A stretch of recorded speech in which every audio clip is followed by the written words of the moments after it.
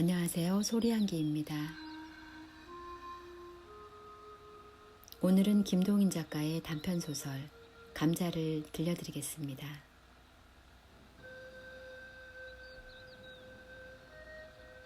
작가는 이 소설에서 한 여인의 비극적인 운명을 지극히 객관적인 묘사로 그려내고 있습니다. 그로 인하여 더욱 인간의 탐욕과 세상의 냉정함이 강조되는 것만 같습니다.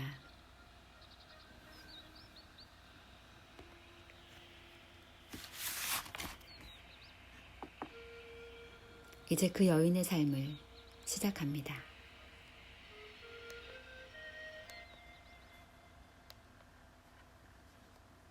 감자, 싸움, 간통, 살인, 도적, 구걸, 징역. 이 세상의 모든 비극과 활극의 근원지인 칠성문박 빈민굴로 오기 전까지는 복녀의 부처는 산원공상의 제2위에 드는 농민이었었다. 복녀는 원래 가난은 하나마 정직한 농가에서 규칙 있게 자라난 처녀였었다. 이전 선비의 엄한 규율은 농민으로 떨어지자부터 없어졌다 하나.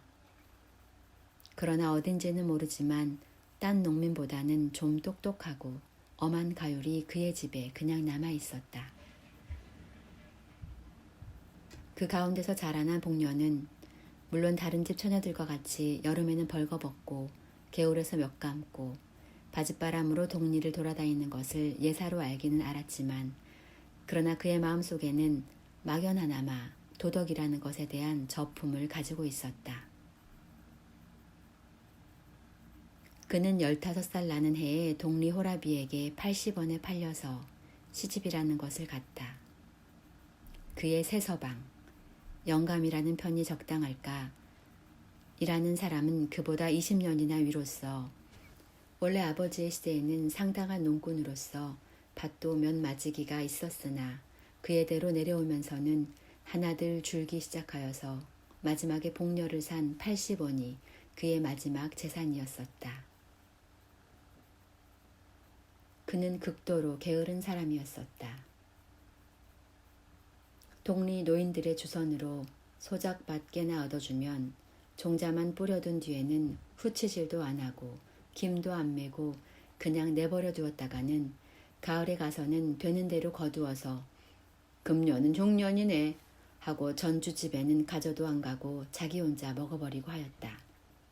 그러니까 그는 한밭을 이태를 연하여 붙여본 일이 없었다. 이리하여 몇 해를 지내는 동안 그는 그 동네에서는 밭을 못 얻으리 만큼 인심을 잃고 말았다.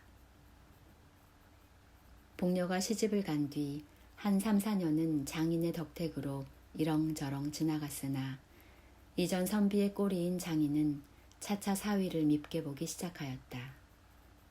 그들은 처가에까지 신용을 잃게 되었다. 그들 부처는 여러 가지로 의논하다가 할 일 없이 평양성 안으로 막벌이로 들어왔다. 그러나 게으른 그에게는 막벌이나마 역시 되지 않았다.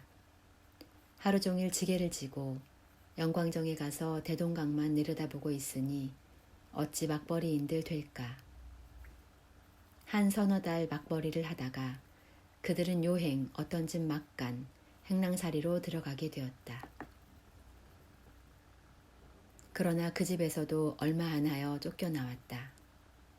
복녀는 부지런히 주인집 일을 보았지만 남편의 게으름은 어찌할 수가 없었다.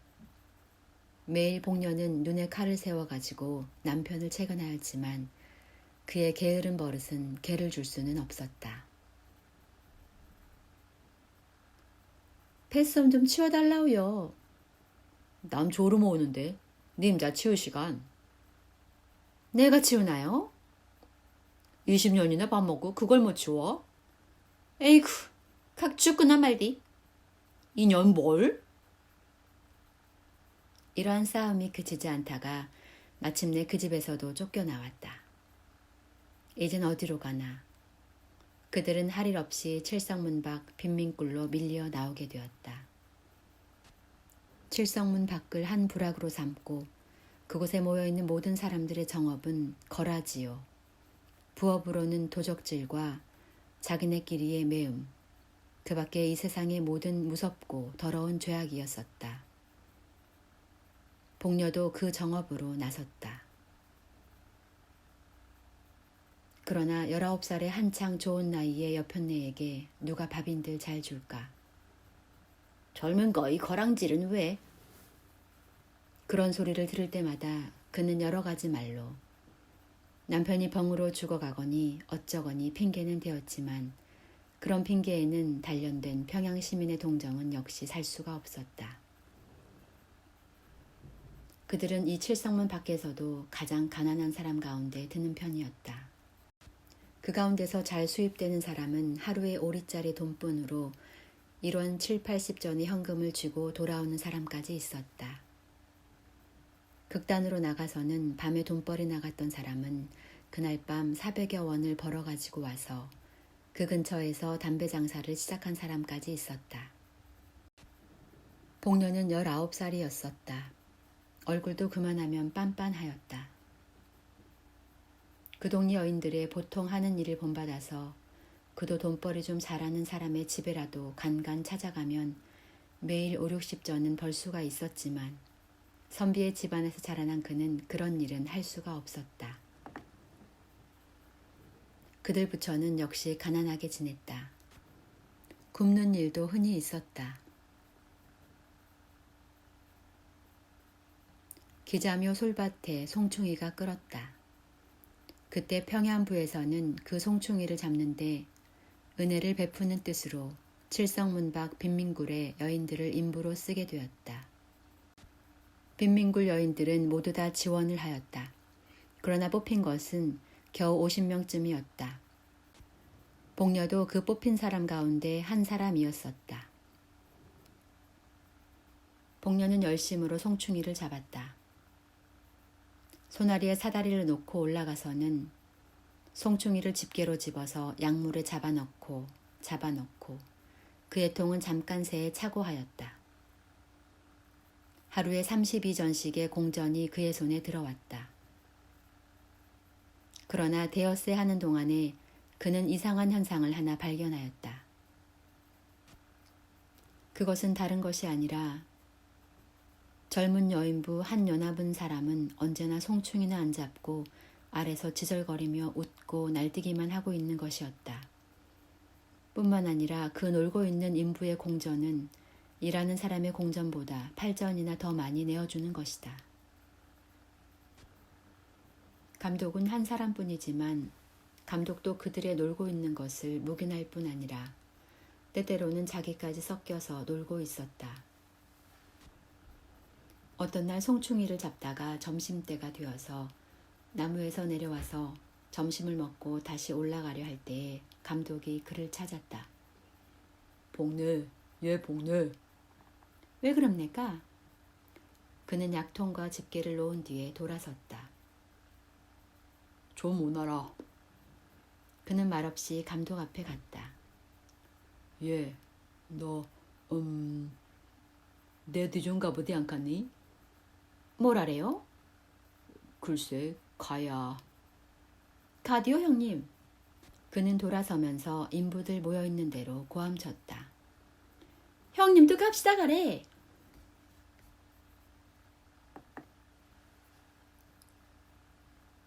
싫다 얘. 둘이서 재미나게 가는데 내가 무슨 마대 가갔니? 복녀는 얼굴이 새빨갛게 되면서 감독에게로 돌아섰다. 가보다. 감독은 저편으로 갔다. 복녀는 머리를 수그리고 따라갔다. 복내 족같구나. 뒤에서 이러한 고함 소리가 들렸다. 복녀의 숙인 얼굴은 더욱 발갛게 되었다. 그날부터 복녀도 일 안 하고 공전 많이 받는 인부의 한 사람으로 되었다.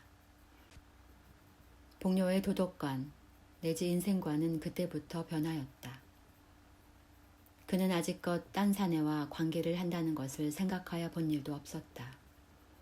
그것은 사람의 일이 아니요 짐승이 하는 짓으로만 알고 있었다.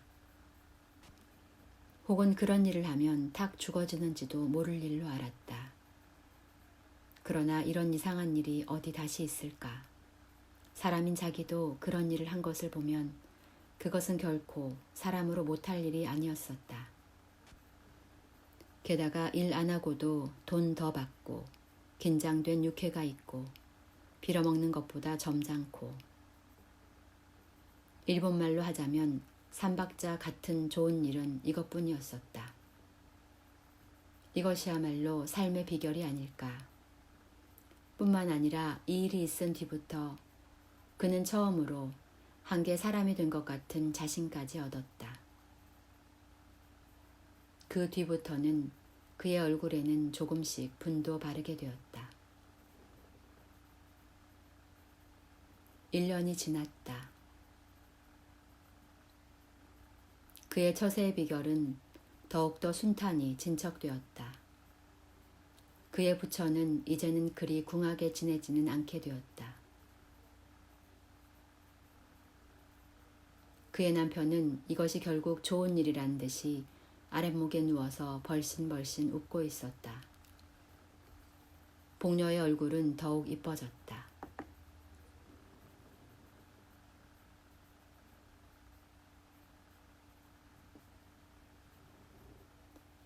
여보 아주머니 오늘은 얼마나 벌었어? 복녀는 돈 좀 많이 번 듯한 거라지를 보면 이렇게 찾는다. 오늘은 많이 못 벌었쇠다. 얼마? 도무지 10서너냥. 많이 벌었다 가래. 한 100냥 꿰어줘서 그래. 오늘은 내가. 어쩌고 어쩌고 하면 복녀는 곧 뛰어가서 그의 팔에 늘어진다. 나한테 들킨 때문에는 끼고야 말아요. 난 원, 이 아주머니 만나면 야단이더라. 자, 꿰주디. 그 대신 응? 알았디? 난 몰라요. 모르면 안 줄 때야. 글쎄 알았대도 그런다. 그의 성격은 이만큼까지 진보되었다. 가을이 되었다. 칠성문 밖 빈민굴의 여인들은 가을이 되면 칠성문 밖에 있는 중국인의 채마밭에 감자, 고구마며 배추를 도적질하러 밤에 바구니를 가지고 간다. 복녀도 감자깨나 잘 도적질하여 왔다. 어떤 날 밤 그는 감자를 한 바구니 잘 도적질하여 가지고 이젠 돌아오려고 일어설 때에 그의 뒤에 시꺼먼 그림자가 서서 그를 꽉 붙들었다. 보니 그것은 그 밭의 소작인인 중국인 왕서방이었었다. 복녀는 말도 못하고 멀진 발 아래만 내려다보고 있었다. 우리 집에 가. 왕서방은 이렇게 말하였다. 가재면 가디. 원 겉도 못 갈까? 복녀는 엉덩이를 한번 획 두른 뒤에 머리를 젖히고 바구니를 저으면서 왕서방을 따라갔다. 1시간쯤 뒤에 그는 왕서방의 집에서 나왔다. 그가 밭고랑에서 길로 들어서려 할 때에 문득 뒤에서 누가 그를 찾았다. 복녀 아니야? 복녀는 획 돌아서 보았다. 거기는 자기 곁집 여편네가 바구니를 끼고 어두운 밭고랑을 더듬더듬 나오고 있었다. 형님이 됐을까? 형님도 들어갔다 됐을까? 님자도 들어갔댔나? 형님은 네 집에. 나? 녹서방네 집에. 님자는? 난 왕서방네. 형님 얼마 받았소? 녹서방네 그 깍쟁이놈 배추 3팩이. 난 3원 받았디. 복녀는 자랑스러운 듯이 대답하였다. 10분쯤 뒤에 그는 자기 남편과 그 앞에 돈 3원을 내어놓은 뒤에 아까 그 왕서방의 이야기를 하면서 웃고 있었다. 그 뒤부터 왕서방은 무시로 복녀를 찾아왔다. 한참 왕서방이 눈만 멀찐멀찐 앉아있으면 복녀의 남편은 눈치를 채고 밖으로 나간다. 왕서방이 돌아간 뒤에는 그들 부처는 일원 혹은 이원을 가운데 놓고 기뻐하고 하였다. 복녀는 차차 동리 거지들한테 애교를 파는 것을 중지하였다. 왕서방이 분주하여 못 올 때가 있으면 복녀는 스스로 왕서방의 집까지 찾아갈 때도 있었다. 복녀의 부처는 이제 이 빈민굴의 한 부자였었다. 그 겨울도 가고 봄이 이르렀다. 그때 왕서방은 돈 100원으로 어떤 처녀를 하나 마누라로 사오게 되었다. 복녀는 다만 코웃음만 쳤다. 복녀 강짜가구만. 동리 여편네들이 이런 말을 하면 복녀는 흥하고 코웃음을 웃고 하였다. 내가 강짜를 해? 그는 늘 힘있게 부인하고 하였다. 그러나 그의 마음에 삼기는 검은 그림자는 어찌할 수가 없었다. 이놈 왕서방, 내 두고 보자. 왕서방의 색시를 데려오는 날이 가까웠다. 왕서방은 아직껏 자랑하던 기다란 머리를 깎았다. 동시에 그것은 새색시의 의견이라는 소문이 쫙 퍼졌다. 흥! 복녀는 역시 코웃음만 쳤다. 마침내 색시가 오는 날이 이르렀다.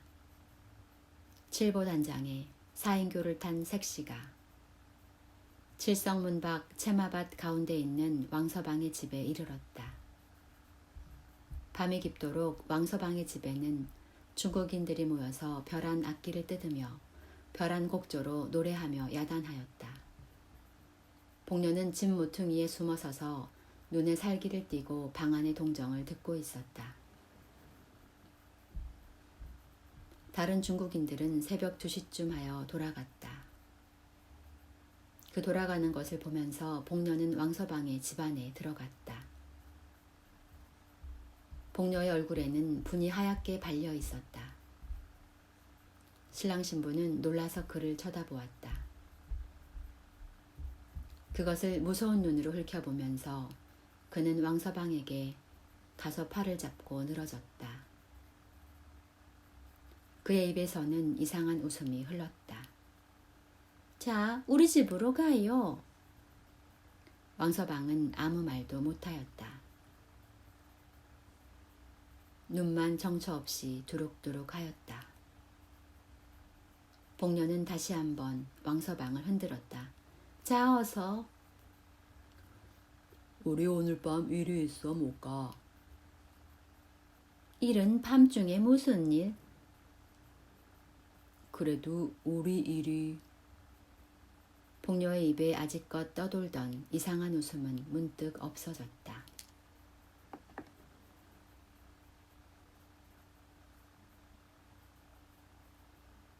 이까짓 것?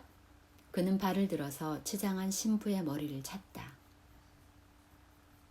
자, 가자오, 가자오. 왕서방은 와들와들 떨었다. 왕서방은 복녀의 손을 뿌리쳤다. 복녀는 쓰러졌다. 그러나 곧 다시 일어섰다. 그가 다시 일어설 때는 그의 손에는 얼른얼른 하는 낫이 한 자루 들려 있었다. 이 돼놈 죽어라, 죽어라 이놈. 나 때렸디? 이놈아, 아이고 사람 죽이누나. 그는 목을 놓고 쳐울면서 낫을 휘둘렀다.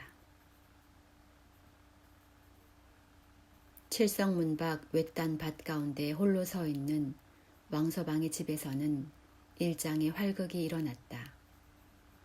그러나 그 활극도 곧 잠잠하게 되었다. 복녀의 손에 들려있던 낫은 어느덧 왕서방의 손으로 넘어가고 복녀는 목으로 피를 쏟으면서 그 자리에 고꾸라져 있었다. 복녀의 송장은 사흘이 지나도록 무덤으로 못 갔다. 왕서방은 몇 번을 복녀의 남편을 찾아갔다. 복녀의 남편도 때때로 왕서방을 찾아갔다.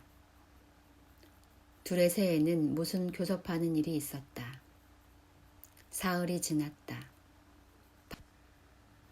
밤중에 복녀의 시체는 왕서방의 집에서 남편의 집으로 옮겼다.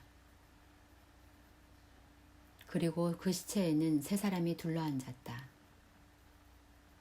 한 사람은 복녀의 남편, 한 사람은 왕서방, 또 한 사람은 어떤 한방의사. 왕서방은 말없이 돈주머니를 꺼내어 10원짜리 지폐 석 장을 복녀의 남편에게 주었다. 한방의의 손에도 10원짜리 2장이 갔다. 이튿날 복녀는 뇌일혈로 죽었다는 한방의의 진단으로 공동묘지로 가져갔다.